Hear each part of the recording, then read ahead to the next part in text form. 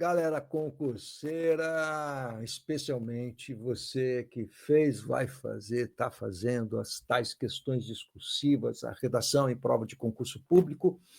Meu nome é Ricardo Russo, o meu trabalho essencial é trabalhar justamente com você que faz questões dissertativas, discursivas, enfim, né? Tem que produzir um texto, legal. Isso pode ser mais técnico, não é? Que são as tais discursivas, vamos chamar desse jeito, né? Que é restrita a um assunto técnico, ou pode ser aquela redação, aquela dissertação argumentativa mais aberta, tipo do Enem, que a gente vai discutir preconceito, enfim, não importa, de qualquer maneira, a produção textual está lá. E a produção textual tem coisas em comum, ou seja, a coesão textual, a clareza, a coerência, a pontuação, toda a parafernália da gramática, e tudo isso conta.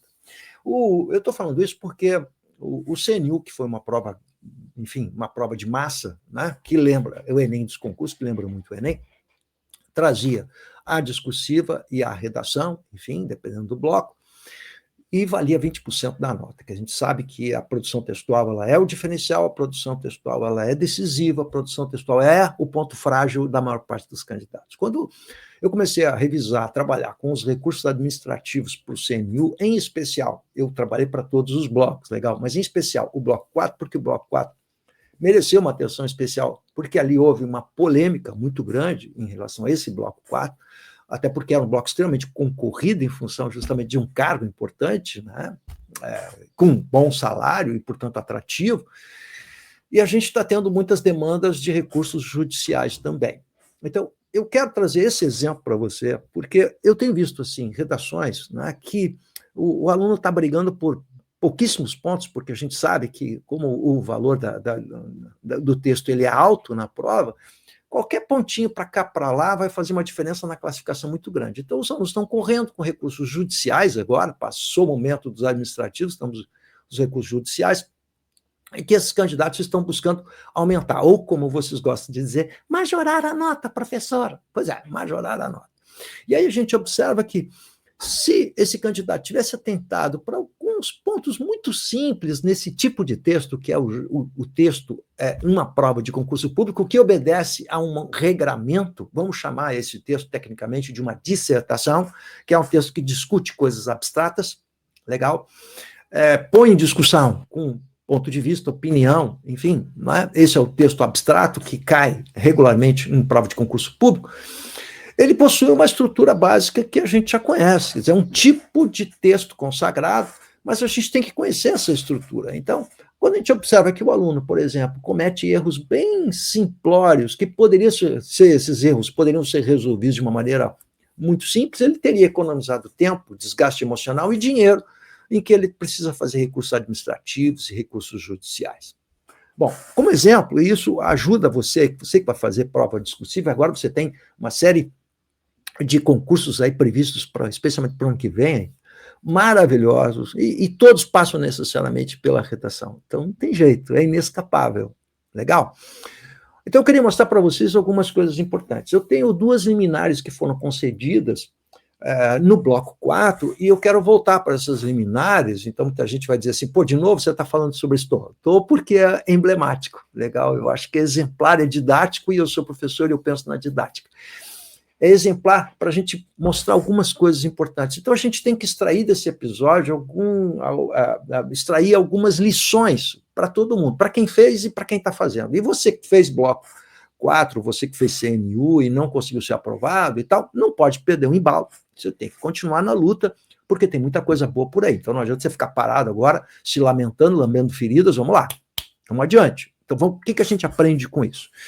Eu vou trabalhar 2 casos de 2 liminares que estão rolando aí nos grupos de WhatsApp.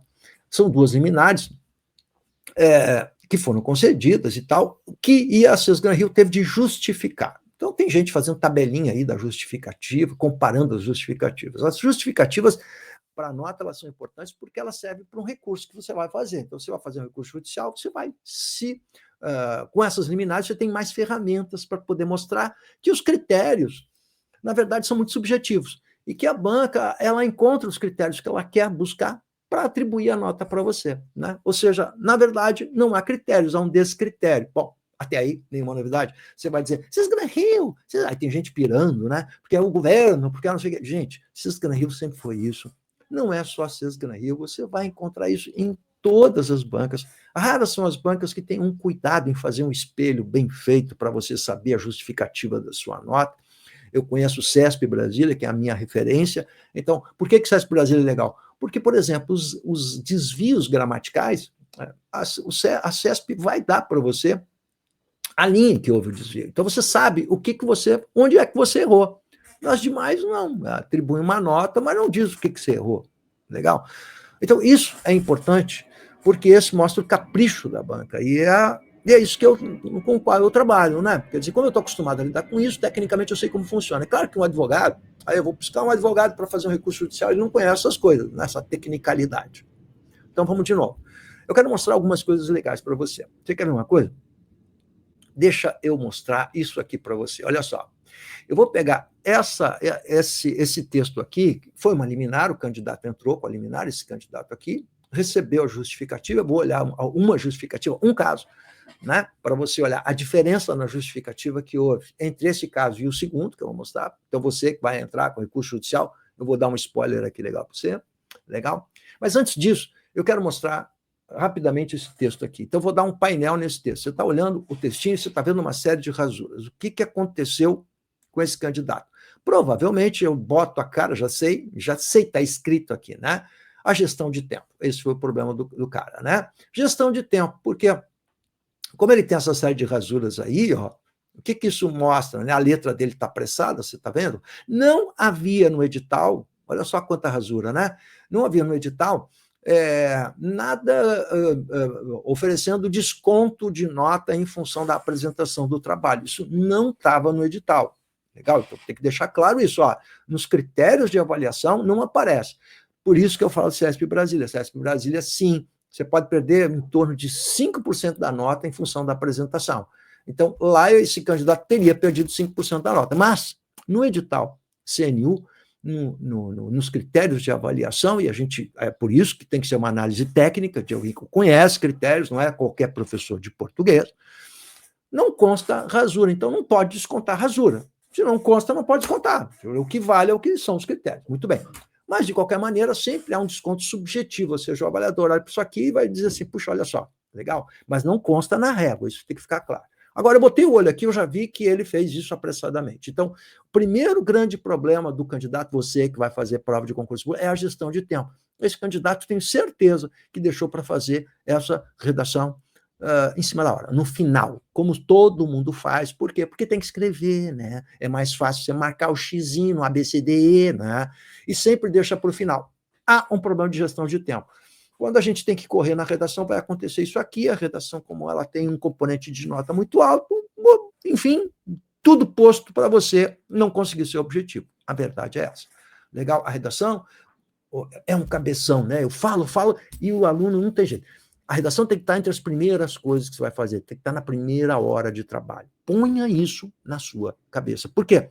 Porque se você tiver problema de gestão de horário, legal, você vai apressar lá a ABCDE. Se tiver que chutar, vai chutar, não importa. Mas a redação não tem como chutar e não tem como apressar, não tem como fazer uma redação em meia hora, gente. Isso é impossível, inviável. Quer dizer, tem, mas vai fazer uma coisa ruim. Então, já de imediato, eu olho para isso aqui e já vejo que ele não é o nosso concorrente. Só botar o olho. Ele não é aquele concorrente 88%, 89% de aproveitamento. Já de imediato digo isso. Bom, aí ele começa assim, eu vou só pegar a introdução aqui, ó. Presta atenção em mim, ó. A Revolução Industrial foi um marco histórico na evolução da organização do trabalho. O cara começa com a Revolução Industrial. Ele tem 40 linhas para dar conta de 5 itens que são os comandos. E ele está perdendo 1,5 linha com a Revolução Industrial. O que a Revolução Industrial contribui para essa discussão? Absolutamente nada. Onde é que ele foi beber dessa fonte que tem que trazer um repertório? Provavelmente pegou uma redação esqueleto na internet, esse lixo que anda por aí de redação esqueleto. Gente, isso não contribui em nada numa questão desse gênero discursivo. Você não tem que trazer repertório. Não tem que buscar a Revolução Industrial. Se você vai voltar para a Revolução Industrial, quantas vezes você vai precisar? Isso aqui não é uma dissertação, isso não é uma tese. Não é? Você tem que ser objetivo. O que faltou? De novo, uma coisa que é muito comum na área do direito para os meus queridos advogados, que é a falta de objetividade. Você não tem que buscar e nem mostrar que sabe. Não é isso. Você tem que ser objetivo e vai direto ao ponto. Segue o cara. Nesse período, portanto, isso aqui serve como elemento anafórico. Aqui tem coesão, ó, você viu? É aí que entra o prof, né? Eu tiro isso aqui e mostro que teve coesão. Descontar em coesão, mas olha só como ele tem elementos coesivos. Ó. Nesse período, mulheres e crianças trabalhavam em condições tão insalubres que causavam agravos à saúde, lesões e até mortes. A história, assim é outro elemento coesivo, ó, trouxe lições a serem seguidas no intuito de promover saúde e proteger o trabalho feminino. Ora, o que ele faz? Ele começa com 6 linhas, 5 linhas e meia, 6 linhas, enfim, não é? Fazendo uma introdução bem genérica, que nesse caso é totalmente inútil. Por que é inútil, gente? Por um simples motivo de que você tem pouco espaço para poder fazer uma boa discussão. Então, essas linhas que ele perdeu ali, essas linhas vão faltar mais adiante. Então, quando você está diante de uma questão discursiva, você precisa ir direto ao assunto. Geralmente, o primeiro tópico que aparece, no caso dessa prova, era a definição de insalubridade, portanto, extremamente genérico, já deveria começar com a definição, porque ela já dá conta da generalidade do assunto que vai ser discutido. Qual é o tema central? O tema central era a questão da insalubridade, das condições da proteção à mulher. Ora, quando você define e dá o conceito, você já está falando sobre isso. Então já está resolvido o problema da introdução. Não é porque você perder 6 linhas fazendo uma introdução que não serve para nada. Então, questão discursiva, geralmente, o primeiro item, ele é genérico. Isso a gente tem que ficar muito atento a isso, legal? Vou mostrar agora. Bom, isso é o primeiro passo, então eu estou falando isso para vocês, para ajudar vocês que vão fazer, ou que já fizeram, ou que estão ainda nessa demanda judicial. Deixa eu mostrar uma outra coisa aqui importante para vocês. Ó. Qual é o assunto central que foi discutido ali no bloco 4? Né? O assunto central. O assunto central está aqui, dado pela banca, nessa fundamentação que foi dada para esse candidato aqui. Legal? Fundamentação da nota atribuída, ou seja, qual é o assunto que importa e que interessa? Está dito aqui por eles. Ó. O cerne da questão, quer dizer, a parte mais importante, né? Refere-se à proteção constitucional do direito à vida e à saúde da mulher e da criança no ambiente de trabalho. Então, qual era a grande discussão? Tema geral, o assunto, para usar uma terminologia mais adequada, o assunto que é geral. O assunto amplo é falar da proteção da mulher e da criança, da mulher gestante, lactante e da criança, da proteção constitucional. Então, você observa que é uma questão discursiva porque fecha em torno da Constituição. Ou seja, não é a posição, a opinião do aluno ou do candidato, é o que consta na lei. Isso é uma questão discursiva, né? Você está limitado à questão legal. O que mais que diz aqui? É solicitado ao candidato que analise o caso hipotético, legal? Considerando os aspectos relacionados ao exercício de atividade de saúde pela gestante e lactante e os comandos constitucionais relacionados. Então, olha só, mais do que isso, né? Mas depois eu vou discutir outra coisa aqui. Segura lá. Bom, em primeiro lugar, sim, há um caso hipotético. Quando isso acontecer, o que você precisa tentar? Você precisa fazer referência direta ao caso hipotético, havendo o caso hipotético. Não esquece isso, tá? Muita gente não fez. Ou seja, muita gente fez um texto dissertativo amplo, sem se referir diretamente ao caso hipotético. Então, o que a gente ficou pensando, e aí a gente não tem como saber, se isso descontaria ou não descontaria. Então, esse é o dado importante. Você fez o bloco 4 e não fez referência? Então, olha só, o que aconteceu aqui, e é isso que eu vou mostrar aqui para vocês. Olha só, vamos dar uma olhadinha agora nesse caso aqui, que eu vou mostrar um ponto, que é o ponto referente ao segundo item do comando, que pediu uma argumentação, que é uma terminologia errada, porque ninguém não argumentar não é o caso, é uma exposição, né, em que havia uma menção ao caso hipotético. Então, olha o que diz aqui. Ó. Primeiro, fundamentação da nota atribuída. O primeiro ponto aqui que está discutindo é aquele ponto da definição e da caracterização. Ok, mas eu vou para o segundo ponto aqui. Ó. O requerente, eu quero que você olhe isso aqui, não mencionou em sua dissertação o caso hipotético. Ele não mencionou. Ó. Tá, você mencionou? Não, também não mencionei. Espera lá. Sobre o qual deveria apresentar a argumentação. Está errado isso aqui, não pode ser argumentação, eles estão insistindo nessa terminologia. O requerente deveria apresentar a proteção à maternidade e a integral proteção à criança como direitos irrenunciáveis. Então, espera lá.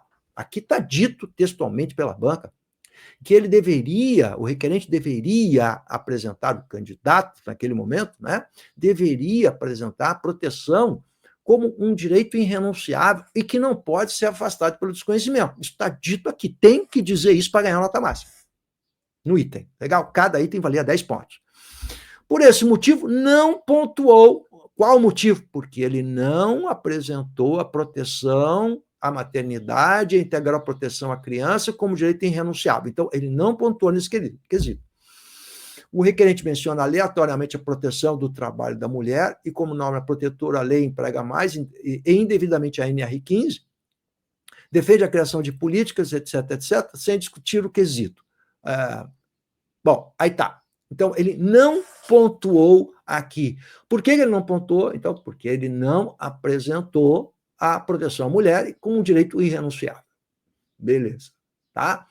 Então, perdeu 10 pontos. Esses 10 pontos para esse candidato aqui podem ser fundamentais na vida dele. Muito bem. Vamos para outra liminar agora, dessa candidata, né? Que ela, inclusive, mandou, está rolando nas redes aí, né, mostrando como há uma questão de gênero aqui, como a banca sabe que é, identificou e botou a questão de gênero. Então, vou pegar o mesmo quesito que é o segundo, da argumentação. A candidata discorre, agora compara com o anterior, discorre sobre o tema do caso concreto sem citá-lo diretamente. Ah, não citou. Ok? E agora, desconta ou não desconta? Vamos ver. Não citou. Inicia comentando sobre a reforma trabalhista, aquela questão do STF, né? Continua sua redação mencionando os danos à exposição a ambiente salubre para a gestante lactante, conclui argumentando sobre os efeitos danosos que a exigência do atestado médico pode acarretar às mulheres. O conjunto promoveu a pontuação plena do quesito. Opa! Então, aqui, o candidato ganhou 10 pontos, porque ele mencionou os danos à exposição, à insalubridade, ele conclui sobre os efeitos danosos da questão do atestado médico, e aquela exigência anterior, aquela exigência que diz que são direitos irrenunciáveis, e ela não cita os direitos irrenunciáveis aqui. Ela não faz essa citação. E mesmo não fazendo, o que foi o argumento da outra liminar, ela recebeu a nota máxima. Então, ela não fez, portanto, vamos lá de novo, você não citou diretamente o caso concreto. Ganha ponto, está aqui, explicado aqui, a justificativa está aqui, você não pode se descontar por causa disso. O que mais? Se você não falou a respeito dos direitos irrenunciáveis, como está no outro parecer, lembra o outro parecer? Olha só, o requerente deveria apresentar proteção, maternidade integral protecionada com direitos irrenunciáveis. Você não falou de direito irrenunciável, que não pode ser afastado pelo seu desconhecimento. Se você não citou isso, você não pode ser descontado. Por quê? Porque essa candidata não foi. Ela não fez essa citação do direito irrenunciável e ganhou, e não fez a referência direta ao caso, e ganhou a nota máxima. Então, isso aqui só serve para mostrar a você como essas questões elas são subjetivas e muitas vezes a banca ela vai procurar, então, argumentos para justificar a nota que deu a você. O que isso prova? Isso prova a falta de critério, em última análise, né? Isso prova que a banca estava perdida, né? Que a banca está dando uma nota e está tentando justificar essa nota por meio das liminares, né? Ou seja, encontrar uma resposta a essa nota, mas que quanto mais ela faz isso, mais ela dá elementos para os recursos judiciais. Vou encerrar o vídeo. Espero que eu tenha ajudado vocês, e antes de encerrar, se você não se inscreveu, se inscreve, dá um joinha e me diga aí você fez isso ou não fez isso? O que você fez? Eu quero saber o que você fez. Legal? Lembrando aos incautos e desavisados que você não deve parar de estudar, que tem vários concursos pela frente, e que esse exemplo do CNU é didático e eu sou didático. O meu negócio é ser professor. Então, eu estou mostrando para você como é que funcionam as correções e as avaliações em prova de concurso público. Por quê? Porque a maior parte dos candidatos desconhece isso. E isso é fundamental porque faz parte das regras do jogo. Eu tenho que conhecer as regras do jogo. Então, você já sabe que alguns probleminhas simples de resolver podem resolver sua vida, independente da questão de esperar recursos administrativos. Para a galera que está entrando com recurso judicial, você tem ferramentas aqui, já dei um spoiler do segundo item, que é a questão da argumentação, e eu estou discutindo que não é argumentação. Não é argumentação. A argumentação é opinião e você é livre para opinar. Aqui você não foi livre. Legal, mas eles estão usando uma terminologia errada. É isso que eu estou fazendo nos meus laudos. Há uma justificativa errada, portanto, há formalmente, tecnicamente, uma questão mal formulada e ambígua. Então, isso pode acontecer com outros concursos? Pode. Então, é isso que a gente tem de trazer para vocês terem expertise, para vocês saberem como é que funciona e se preparar convenientemente para enfrentar, sabendo que essa é a bronca toda com a qual a gente tem que lidar. Tamo junto aí? Abraço para você.